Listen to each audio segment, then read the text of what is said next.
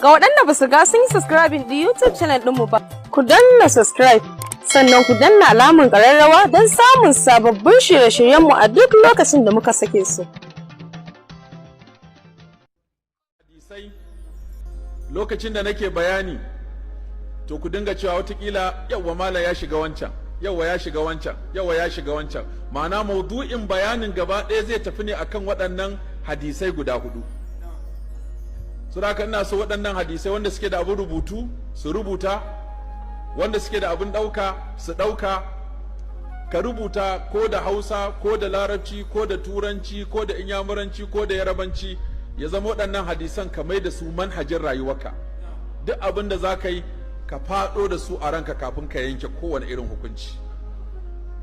Hadisi na ɗaya, manzon Allah sallallahu alaihi wasallama ce la yu'minu ahadukum hatta yuhibba li akhihi ma yuhibbuhu li nafsihi wa fi riwayatin min alkhairi.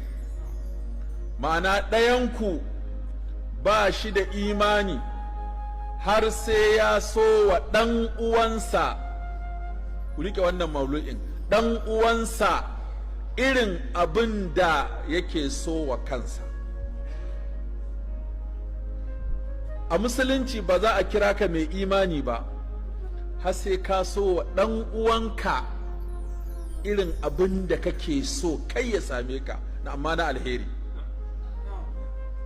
Hadisi na biyu, annabi sallallahu alaihi wasallama ya ce man kana yu'minu billahi wal yawmil akhiri falyaqul khairan aw liyasmut.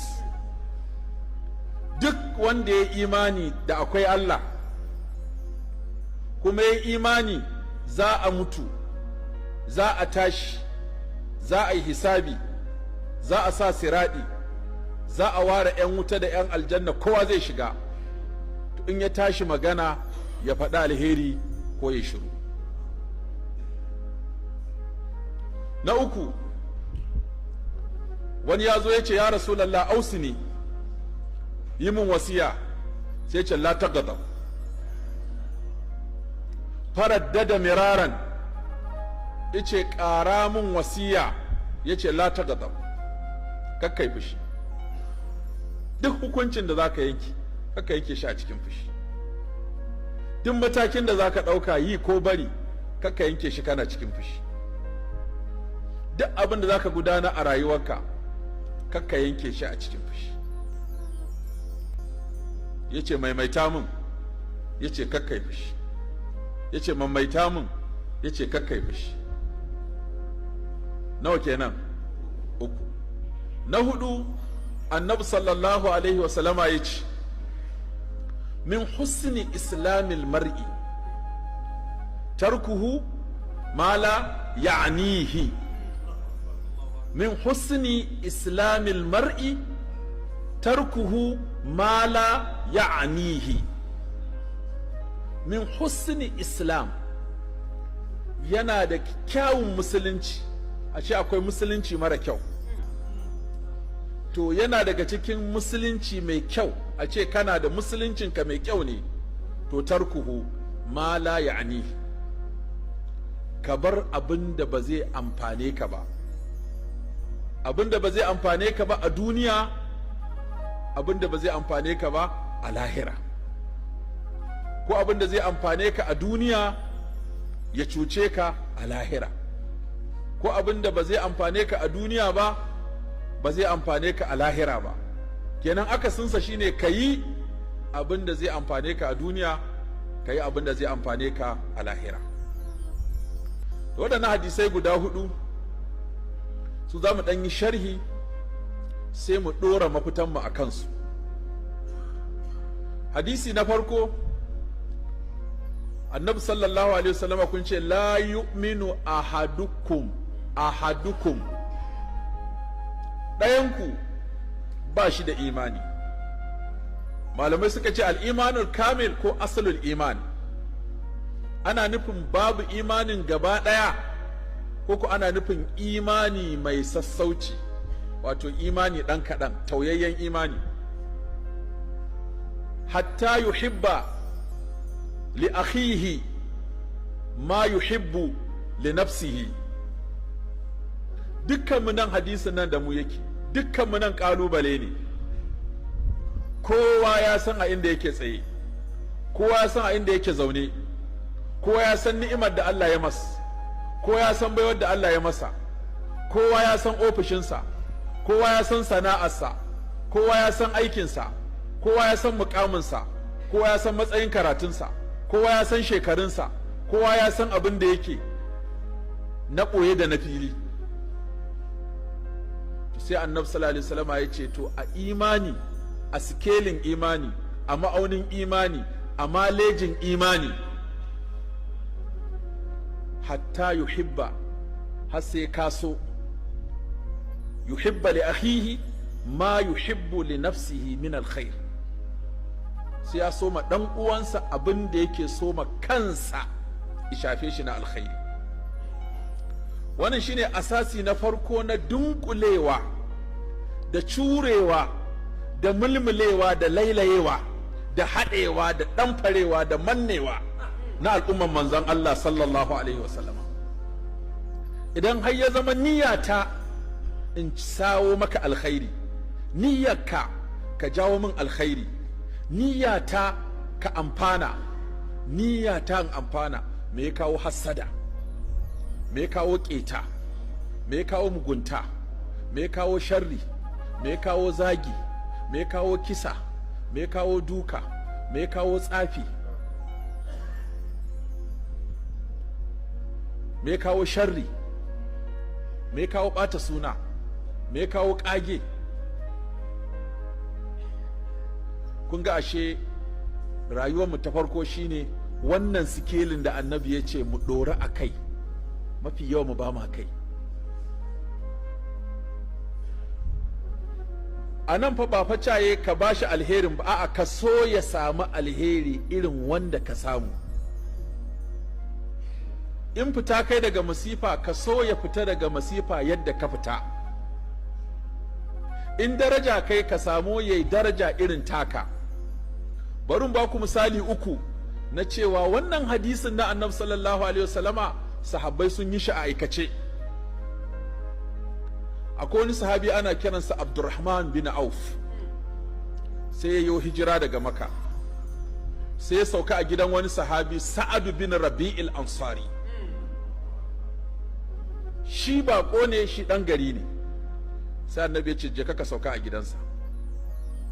Da ya zo ya sauka a gidansa, in banda wannan abin ya faru, wallahi da sai mu ce tatsuniya ne, don halin da muka sani namu ba za mu iya yin haka ba. Bayan sun shiga gida, ka masa abinci ya ci, ya ka masa shimfiɗa ya kwanta, da gari ya waye sai ce ya kai ɗan uwana, na fahimci baka da aure, ni ko mata na biyu, zan saki ɗaya sai ta yi idda sai ka aura don ka samu mata. Na biyu, baka da gida, ni ina da wannan gidan da kake ciki, zan kirawo mai aiki ya zo ya raba gidan biyu, ka zauna a ɓangare ɗaya, zauna a ɓangare ɗaya. Sannan baka da jarin da kake juyawa, ko musulunci ba addinin bara bane, ba addinin tumasanci bane, addinin sana'a ne da aikin yi. Don haka za mu je kasuwa in raba jari na, in raba rumfata biyu, ka zauna a rabi, ka juya abin da na baka, ni ma in juya abin da ya rage min. Me kuke zato ga mutumin da aka yi masa wannan tayin? Ya ce masha Allah, alhamdulillah, jazakallahu khairan, wa rafa Allahu darajat, wa gafara zambak, wa yassara laka alkhair haisu ma kunt. Masha Allah. To yanzu uwar gida zan ɗauka ko amarya? Saboda banza ta samu wani zai ce.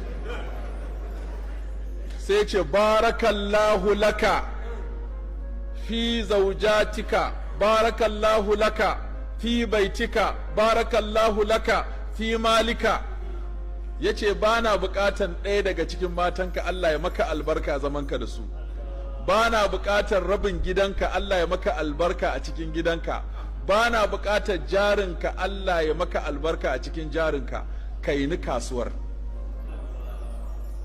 kai ni kasuwa kawai.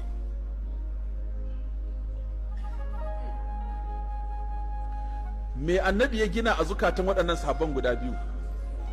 Ya gina ma wancan sanyayi, ya gina ma wancan sanya kame, don ka a samu, domin ka samu masu son banza sai su karya masu bayarwa.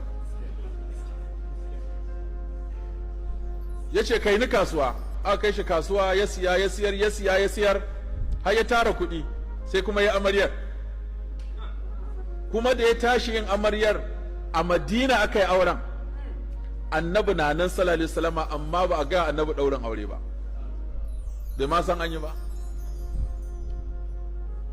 Sai da aka ɗaura aure sai ya taho masallaci, to ka san ango ko ina yake yana bambanta. Annabi ya gan shi na sha ya sha kwalliya yana kanshi, ya ce Abdurrahman, yalla ka yi aure? Ya ce ya Rasulallah, na yi aure. Me ka aura? Ya ce wata mata ce kaza kaza. Nawa ka bata sadaki? Ya ce nauyin nuwat na gwal. Ka yi walima? Ya ce abu a yi walima bai, ce aulim walau bishati. Ya ce to aje a yi walima ko da rago ne ko akuya ko tunkiya a yanka. Wannan a aikace sahabbai sun nuna yadda zuciya suke cike da alheri akan yan uwansu. Sannan na biyu, Abu Talha al-Ansari, shi ya auri Sulaim al-Ansariya, mahaifiyar Anas dan Malik. Bayan mahaifin Anas ya rasu bai musulunta ba, sai Abu Talha ya zo ya samu Sulaimin, an ce sunanta Rumaisa'u ko Gumaisa'u, ya ce ina so zan aure ki. Ta ce to ni musulma ce, kai ba musulmi ba ne, ya za mu aure? Ta ce amma na da sharaɗi, ka je ka musulunta, na yadda da shigakka musulunci shine sadakin aurenmu. Sheikh Muhammad Nasiruddin Al-Albani a cikin Ahkamul Jana'iz ya kawo cikakkiyar kissar. Saboda Annabi sallallahu alaihi wasallam yana zaune sai ya hango Abu Talha ya taho, sai ya ce masahabbai wancan mutumin da alamar labari tare da shi, dan naga yana ta sauri.